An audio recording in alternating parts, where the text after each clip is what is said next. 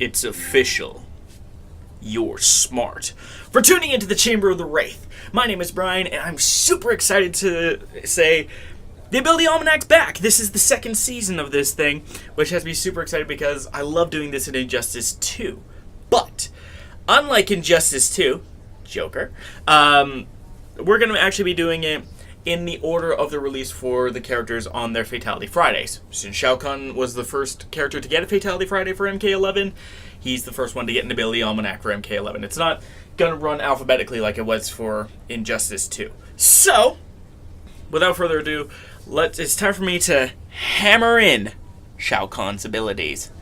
Get some better material, you corporeal swine! It's the best I've got! Let's just get Kahn is the mighty bruiser of Outworld. He didn't get to be a Kahn by being nice to people. This guy is merciless. And with his Wrath Hammer, you can get incredible range on some strings, like back 3 and back 2. Or forward 2. However, with Shao Kahn's Wrath Hammer, you can actually get multiple close range and long range options in your abilities. One of the latter is Up Wrath Hammer. This allows Shao Kahn to throw the hammer into the air and have it come crashing down. Despite how it looks, this is a mid, so you can crouch block. However, this thing still hurts when it hits, regardless of if it's one hit or both. Now you can use this, in theory, to end combos, to get decent damage and range, to play with spears. However, Annihilation is more if you want to get up close and personal. Annihilation is in one of the competitive variations for Shao Kahn, so you can actually implement this in any competitive bout you're in as a great combo ender that keeps the opponent in the corner, which is where you want them to be because they'll then be at your mercy, or lack thereof if you're feeling particularly cruel. Ground Shatter is a very interesting move. This is just a quick low splat that has great proximity and forces the opponent to stumble. But the meter burn is what looks to be an overhead, but don't let that fool you. This is actually a true low, allowing you, in theory, to set up a situation where the opponent will try and block it, and they'll stand block thinking you'll do the overhead, when actually they'll miss the low and eat 7%. They'll basically be eating a sweet that knocks them back. That's brutal. Time to move on to the next variation. Shao Kahn's spear is one of his deadliest weapons at range, but with some of the equipable moves, you can allow this move to be used in combos. Spear Charge is one of them. This replaces your shoulder tackle and sends the opponent further back in order to get your spear on. Now the meter burn is a combo pop-up like the normal shoulder burn charge meter burn, but you'll meter burn it before hit, meaning there is a chance that the opponent can block it and make you waste bar. But if you can get this to work, you have a great combo extender on your hands, and that includes Skewered. Skewered is a anti-air move similar to Scum Grab. In fact, it replaces Scum Grab. But you can meter burn it to get a pop-up for even more damage. The kind of damage that would really hurt if, say, they were debuffed. Ridicule allows Shao Kahn to do multiple different kinds of taunts. There are two main kinds. A laugh, which forces the opponent to take more damage from Shao Kahn's attacks, and a "you suck" or point taunt, allowing the opponent to do less damage to you in return. So, you can get into a situation where you can pop up the opponent, and then pop taunt, they'll be affected, and then you can go into your shenanigans. So, how much of a damage buff do you get from Ridicule? Well, from the laugh. Sweeps do 7%. Now it does 8.75, meaning that there was a 12.5 point. There's a 12.5? Sorry, I'm bad at math. Now there is a 17.5 point boost in damage. That means Shao Kahn's laugh gives him a 25% damage buff overall. A great way to tell the opponent that they suck. Well, that they suck for letting you open land this taunt. And let them do 366 damage. And of course, if you do the point, the opponent will do less damage too. But how much? Well, a throw does 14% damage. You suck. But with this debuff on, they'll do half damage, meaning that the opponent won't have will basically be forced to fight MK9 Shao Kahn temporarily. Because if you didn't know, an MK9 Shao Kahn did take half damage. So you can set this up, block some attacks, make them feel terrible, and then when they open themselves up, wallop them.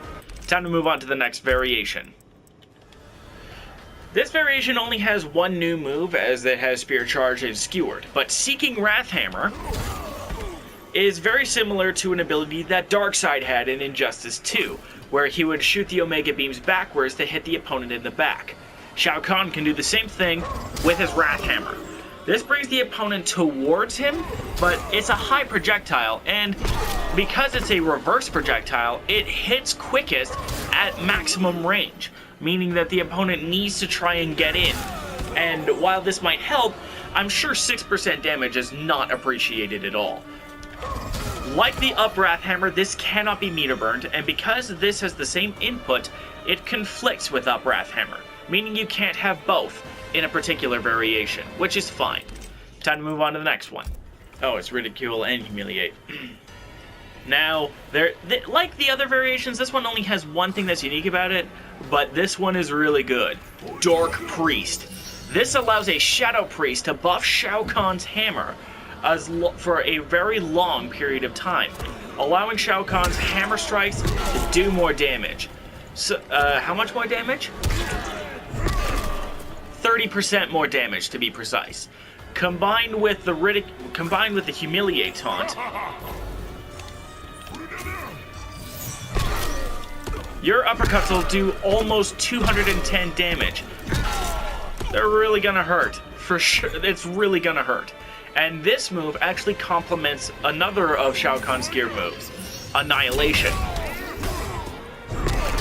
Have it equipped, and you can Crushing Blow into a launcher.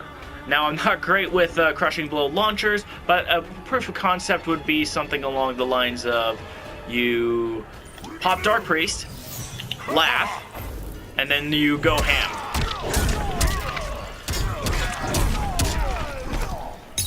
Well, you know, if you didn't suck like I do, but that's okay. It's just a proof of concept.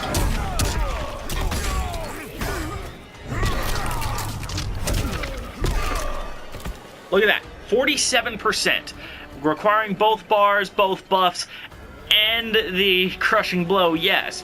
But still, that's almost half of your opponent's life. Your life ends. Which really, really hurts. Time to move on to the final variation, where there is one more move. One more zoning move. It's really gonna hurt. Now, Shao Kahn in Mortal Kombat 9 was known for powerful zoning. His spear would travel great distances and do big damage, and his Wrathhammer, when thrown, while slow, could lead to a unblockable pseudo-infinite, allowing Shao Kahn to one hit and you're basically dead from all the Wrathhammers he'd throw at you. Now, while this move isn't unblockable anymore, it's back, allowing you to throw the Wrathhammer as a reliable mid. Remember how, well, any Shao Kahn player will know that Spear will whiff at close range. This is the minimum effective range of the Spear. The minimum effective range of the Wrathhammer is when you're nose to nose with the opponent, meaning that if the opponent manages to close the distance and gets a dash in, but mistimes their dash, they're eating a Wrathhammer and you can go back to your zoning. And when I say zoning, I do mean zoning. Whether you choose the Up Wrathhammer, like I did for this variation, or the Seeking Wrathhammer, Shao Kahn can become a devastating zoner. One thing I forgot to mention about the Wrath Hammer is that it crushing blows. What does it do for the crushing blow? Well, you don't just get more damage, but you get a little more knockback, allowing the Wrath Hammer to do devastating damage.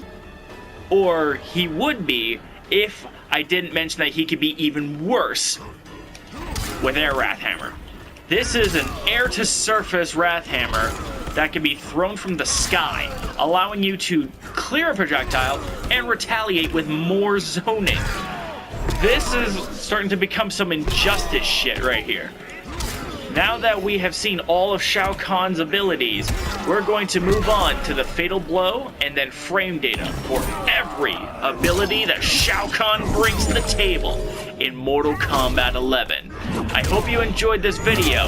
Don't forget to be awesome and stay tuned for more of the Ability Almanac.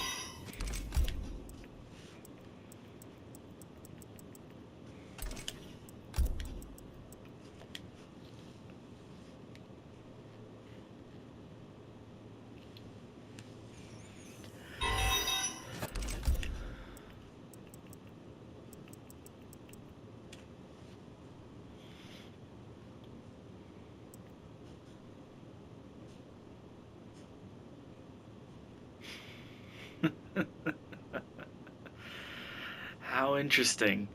This is supposed to be a mid, which would make perfect sense with you trying to stand block, but it's actually a low. Well, that's worth considering.